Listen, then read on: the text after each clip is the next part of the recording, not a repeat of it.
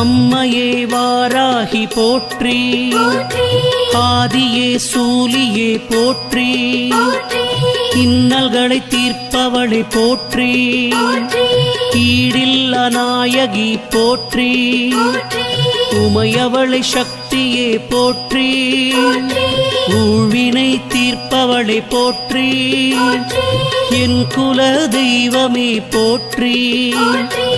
ஏகாந்த நாயகி போற்றி, ஐயம் தீர்ப்பவளை போற்றி, ஒப்பிலா மாமணியே போற்றி, ஓம்கார நாயகியே போற்றி, ஔஷதம்